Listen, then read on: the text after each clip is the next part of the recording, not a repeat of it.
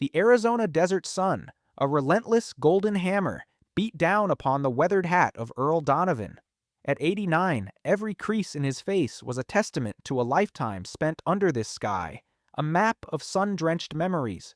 He rode Dusty, his trusty bay horse, along Old Highway 80. The cracked asphalt ribboned through saguaros standing sentinel, mesquite and creosote clinging stubbornly to the parched earth. It was a familiar, sacred silence, a symphony of wind and creaking saddle leather, Earl's constant companion for decades. But then, the quiet was ripped asunder. A sudden guttural roar shattered the serene tableau.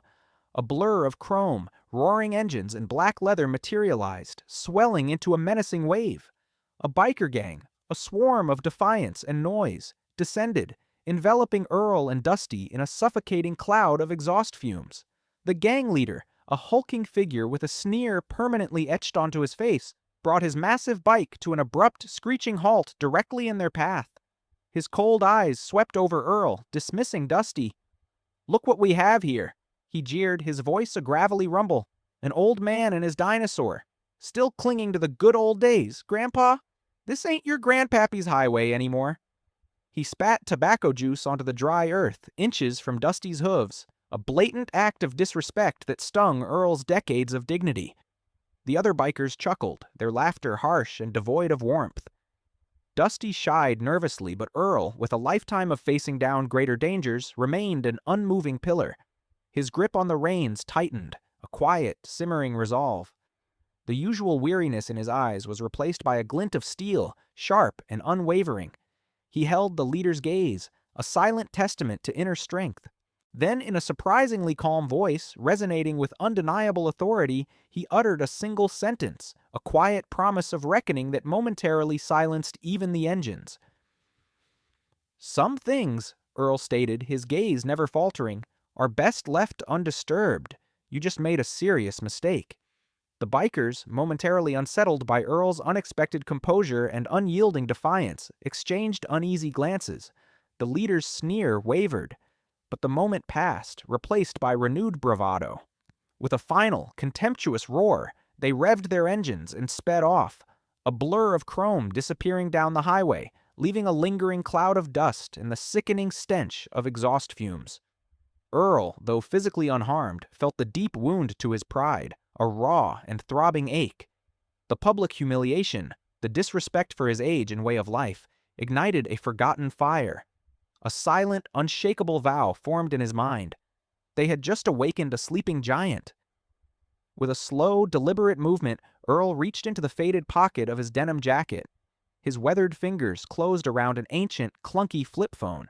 He flipped it open with a soft click, the small screen glowing dimly. His gaze, still fixed on the disappearing dust cloud, was filled with determined intensity. His calloused thumb moved with practiced ease, slowly dialing a number etched into his memory, a number perhaps not used in years, but one that now held the weight of an unspoken future. The scene ends here, with the determined set of his jaw, the unwavering focus in his eyes, hinting at profound and unexpected consequences. Before we continue, subscribe to the channel and tell us where you're watching from in the comments. To truly understand the quiet steel in Earl Donovan's eyes as he stared down the swaggering biker gang, one must first journey into the very fabric of his existence, a life inextricably woven into the unforgiving beauty of the Sonoran Desert. This vast, sun-baked expanse was more than just a backdrop. It was his blood, his breath, a teacher of resilience and a keeper of ancient secrets. The stark landscape, punctuated by saguaros reaching skyward like gnarled sentinels, and the rugged mountains that stood guard on the horizon, had sculpted not just the land, but the people who dared to call it home.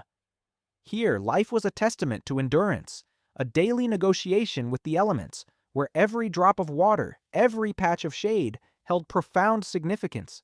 The communities nestled within these borderlands were forged in a crucible of hardship, yet thrived with an indomitable spirit, their very existence a defiance of the desert's harsh demands. The unique customs of these border towns were a rich tapestry, a vibrant blend of cultures that had coexisted and intertwined for centuries. Spanish melodies mingled with old Western ballads, and the scent of tortillas baking often drifted alongside the aroma of mesquite smoke. Life here was anchored in hard work, especially the demanding rhythms of ranching, where cattle were coaxed from sparse pastures and fences stretched for miles under an indifferent sky. There was a quiet camaraderie among the residents, an unspoken understanding born of shared struggle and mutual reliance. Deep respect for tradition and elders wasn't just a quaint notion, it was the bedrock of their society, a living history passed down through weathered hands and knowing glances. Earl, a widower whose quiet loneliness was a constant companion, embodied this spirit. His old adobe house, with its thick, sun-baked walls, stood as a stoic monument to generations of Donovans who had drawn sustenance and life from this very earth. His daily routine was a simple, sacred ritual. The careful tending of Dusty, his loyal horse, the meticulous maintenance of his small property, and the silent, watchful observation of the desert's timeless rhythms, a dialogue he understood better than any human conversation. Beneath Earl's stoic exterior, however, lay a quiet vulnerability, a truth known only to the wind and the whispering saguaros.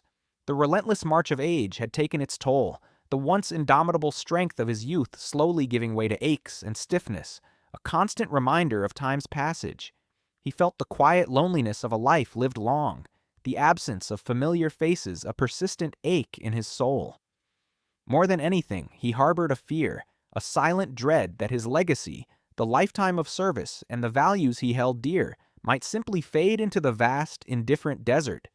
His dreams, though humble, were profoundly meaningful, to live out his remaining days with the dignity he had earned, surrounded by the land he so deeply loved, and to witness his beloved community continue to thrive, free from the shadows of modern threats.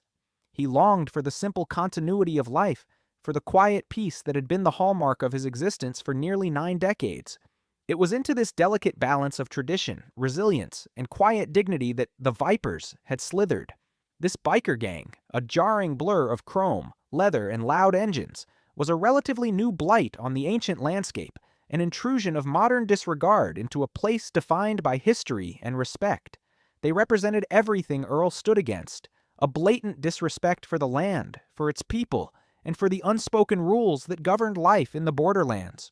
Their presence had not been a sudden eruption but a slow, insidious creep, a growing source of tension that had gradually tightened its grip on the community. Their loud, unruly gatherings, their reckless disregard for local ordinances, and their general air of menace stood in stark contrast to the quiet strength and time-honored values Earl embodied.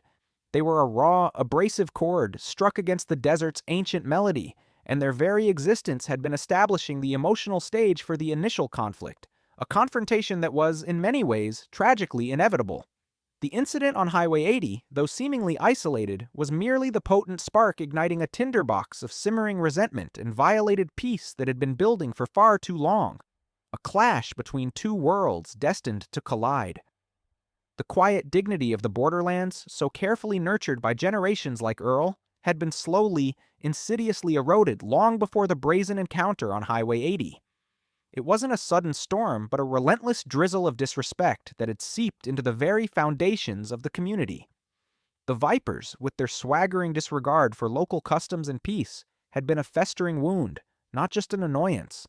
Their provocations weren't personal betrayals aimed directly at Earl, but rather a series of aggressive acts against the fabric of the community he had sworn to protect in his youth and cherished in his old age. Every incident, every sneer, was a blow to the values he held dear. There were countless instances that chipped away at the town's tranquility, like small stones dislodging over time, threatening to trigger an avalanche. Reckless joyrides through the dusty main street, engines roaring, had become commonplace, scattering pedestrians and leaving a trail of exhaust fumes and unease. Shopkeepers, often relying on the trust and goodwill of their neighbors, found themselves intimidated by the gang's intimidating presence. Customers, particularly the elderly, would shy away from stores where Vipers lounged, their loud conversations and crude jokes echoing unpleasantly. Public spaces, once gathering points for quiet conversation and shared meals, were defaced with crude graffiti, a stark, ugly contrast to the vibrant murals depicting local history and culture. Loud, unruly gatherings, often fueled by alcohol, shattered the quiet evenings that were a cherished part of desert life, disturbing sleep and replacing the comforting sounds of crickets with raucous laughter and blaring music. These weren't direct threats to Earl, but each act of disruption was a direct assault on the peace and dignity he had spent a lifetime upholding. The Vipers were masters of subtle manipulation, using their numbers and aggressive demeanor to establish a climate of fear. They rarely resorted to overt violence, understanding that outright crime would bring unwanted attention from higher authorities. Instead, they pushed boundaries, testing the patience of the few local deputies who were often stretched thin and under-resourced in such a remote area. They'd park their bikes in ways that blocked sidewalks, daring anyone to complain. They'd haggle aggressively with vendors, often walking away with goods for less than their worth, a silent transaction of intimidation. Earl, a silent observer from his porch or during his quiet rides, felt the heavy weight of these injustices. He recognized the pattern of escalating disrespect, a familiar echo of the challenges he had faced in his younger days, patrolling the border against those who sought to exploit and disrupt. He saw how the community's spirit was being slowly choked, how the vibrant resilience was being replaced by a weary resignation. The incident on Highway 80, therefore, was not an isolated act of random cruelty. It was the culmination of months, perhaps even years, of this slow, agonizing erosion of peace and respect. It was the final, public humiliation, a direct challenge to Earl's very existence and everything he represented. The mockery of his age, his horse, his old ways. It wasn't just an insult. It was a symbolic act of tearing down the last vestiges of the community's cherished past. That moment, under the blistering sun, with Dusty shying and the gang leader's sneer burning into his soul, was the precise point when the quiet, enduring patience of Earl Donovan finally snapped. The line had been crossed, the camel's back irrevocably broken. The Vipers had made a profound miscalculation, underestimating the depth of the roots they had tried so carelessly to sever, and the enduring strength of the old man who guarded them. The atmosphere in the small border town had grown thick with a tension that was almost palpable. The Vipers, emboldened by their unchecked behavior, had steadily tightened their grip on the community's collective nerves. What had started as occasional disruptions had morphed into a constant hum of unease, a background radiation of fear that permeated daily life. The once friendly streets, where neighbors had exchanged greetings and children had played freely, now felt like contested territory, zones of discomfort where every glance was scrutinized and every interaction carried the weight of unspoken threats. Small skirmishes and confrontations, once rare occurrences, became unsettlingly frequent. A minor fender bender in the town square would escalate into a shouting match, fueled by simmering resentment. A carelessly dropped cigarette butt near a dry goods store would spark accusations and veiled threats. Locals began to subtly alter their routines, avoiding certain areas after dark or crossing the street to avoid encountering the gang. Whispers of discontent, once confined to hushed conversations behind closed doors, began to circulate more openly, a fragile network of shared anxieties weaving through the community. The general mood, once defined by the quiet resilience of desert folk, soured, leaving a bitter taste in the air. Shopkeepers, their livelihoods already precarious, reported petty thefts and acts of intimidation. A missing case of beer, a deliberately damaged display, a veiled threat to look the other way. These small acts chipped away at their sense of security and their willingness to stand up against the tide. Earl, as one of the community's oldest and most respected figures, felt the unspoken pressure like a physical weight. Neighbors and friends, their faces etched with worry, would offer him respectful nods or linger a moment longer in conversation, their eyes conveying a silent plea. They weren't necessarily asking him to physically intervene, to challenge the gang in a display of strength he no longer possessed. Instead, they sought something more profound, a sense of hope, a reassurance that the values they cherished still held weight, a leader to guide them through the gathering storm. He carried the burden of their fear, the unspoken expectation that he, the embodiment of their shared history, would somehow find a way to restore peace to their troubled town. The Vipers, sensing the growing unease, became even more arrogant, openly flaunting their power and challenging the few remaining symbols of authority. Their leader, a man named Razor, whose eyes held a chilling emptiness, seemed to take a perverse pleasure in demonstrating his dominance. He would rev his engine unnecessarily as he passed Earl's porch, the noise a deliberate act of disrespect. He would linger outside the general store, his gaze fixed on Earl as the old man bought his groceries, a silent challenge hanging in the air.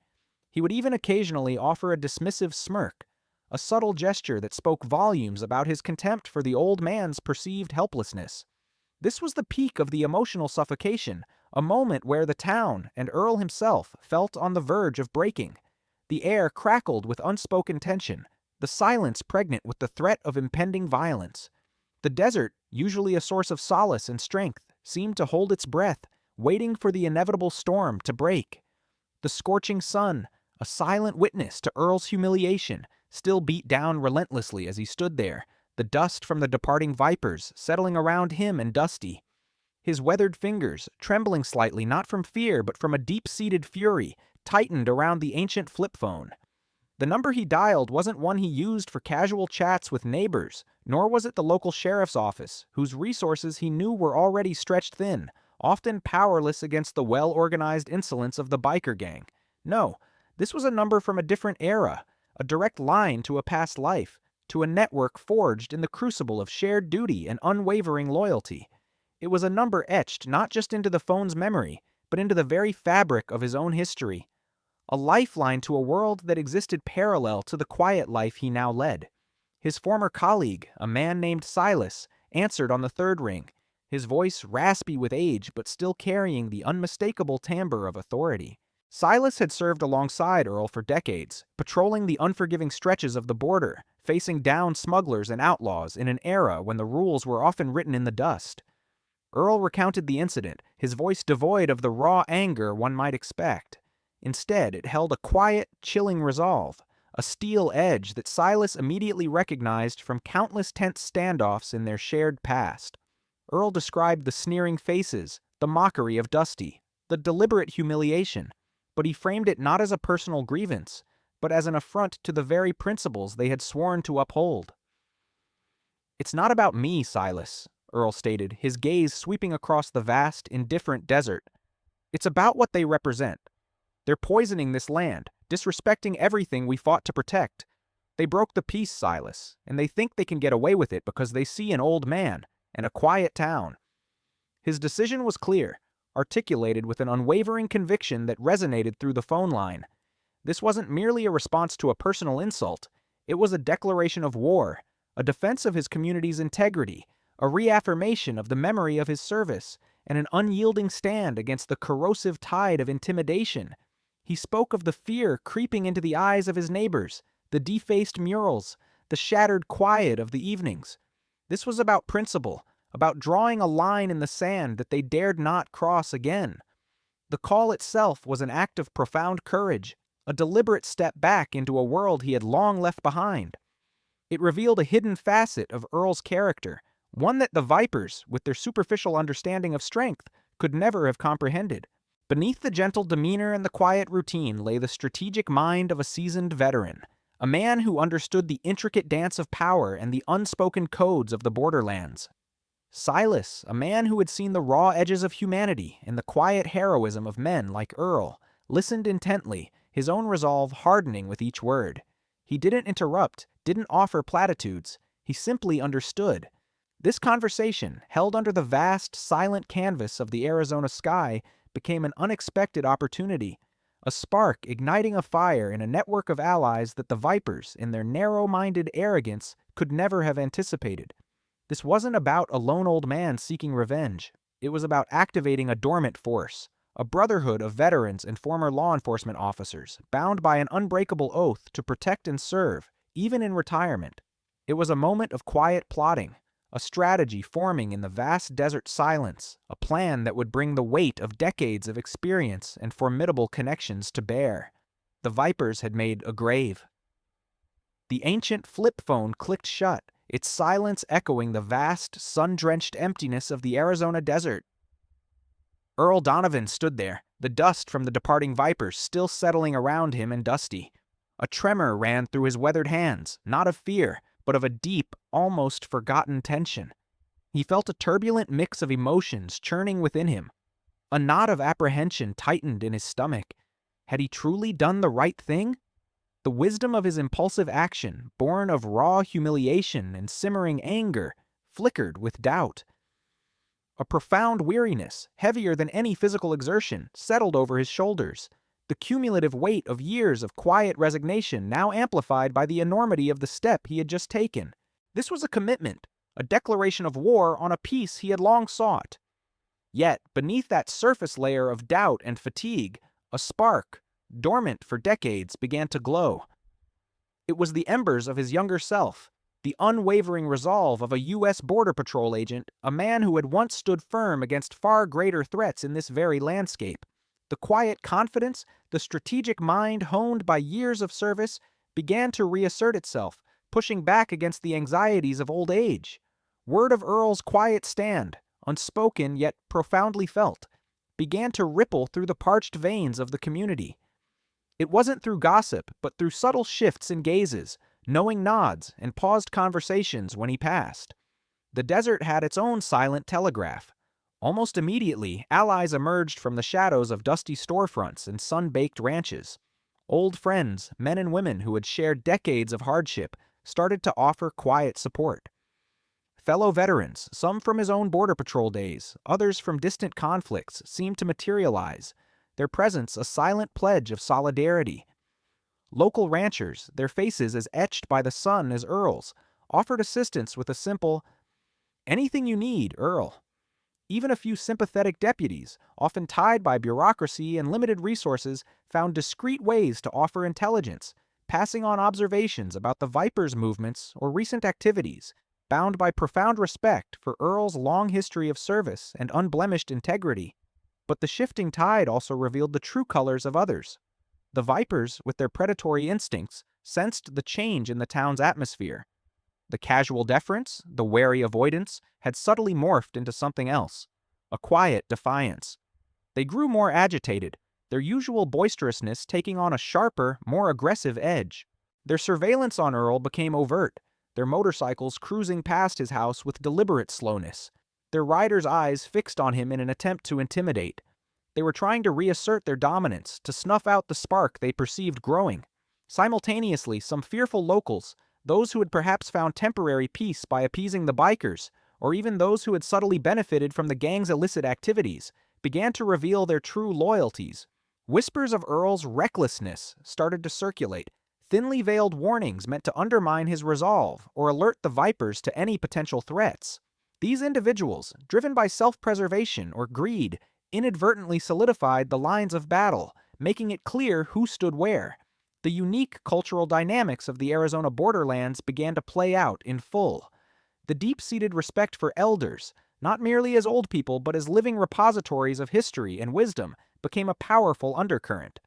The resilience of the community, forged over generations of battling harsh elements and external threats, resurfaced with quiet determination. Protecting one's home, land, and way of life was not merely a choice, it was an ingrained imperative. This collective spirit profoundly influenced how everyone responded, creating a united front that the Vipers, with their transient, self-serving motives, could never comprehend. For Earl, the psychological impact was transformative. Stepping back into a leadership role, even a quiet, unofficial one, felt like shedding years of accumulated dust. The heavy mantle of responsibility, once a source of weariness, now felt like a familiar, comfortable weight. It brought with it a renewed sense of purpose and dignity, an inner fire that had been banked but never extinguished. The quiet resignation that had settled over him after so many years of retirement began to recede, replaced by the sharp, clear focus of a man who knew precisely what he had to do.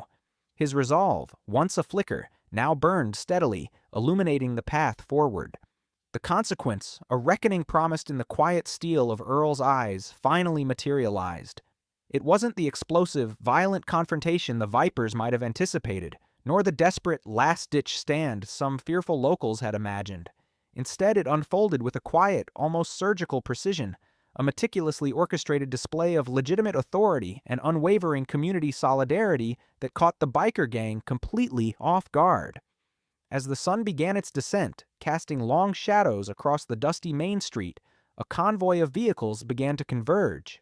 These weren't the flashy, siren-blaring police cars of a big city, but a mix of discreetly marked and unmarked SUVs, a few pickup trucks bearing the emblems of veteran organizations, and even a couple of older, well-maintained sedans that hinted at long-retired law enforcement.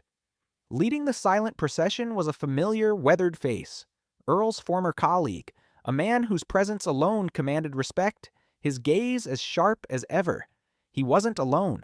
A network of professionals, drawn from various agencies and veteran communities, had answered the call. They moved with an efficiency born of years of coordinated action, their approach systematic and utterly devoid of the Viper's usual bluster. Intelligence gathered discreetly, observations passed on by sympathetic locals and deputies, had painted a comprehensive picture of the gang's illicit activities. They had been tracked, their patterns of intimidation and minor criminal enterprises meticulously documented. The Vipers, accustomed to operating in the shadows of a remote border town, believed themselves untouchable.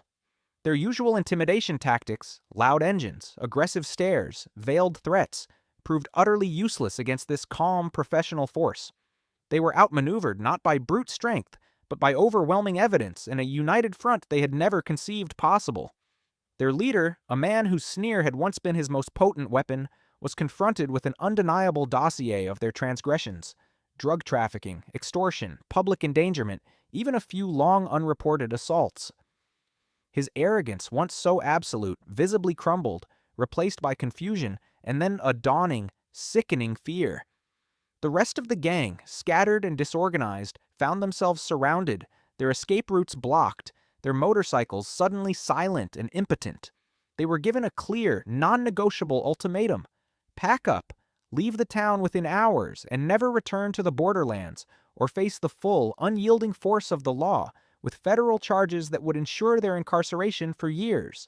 Their reign of disruption, built on fear and disrespect, ended not with a bang, but with a whimper, as the Vipers, their reputation in tatters, were forced to pack their meager belongings and disappear from the only place they had managed to assert any semblance of power.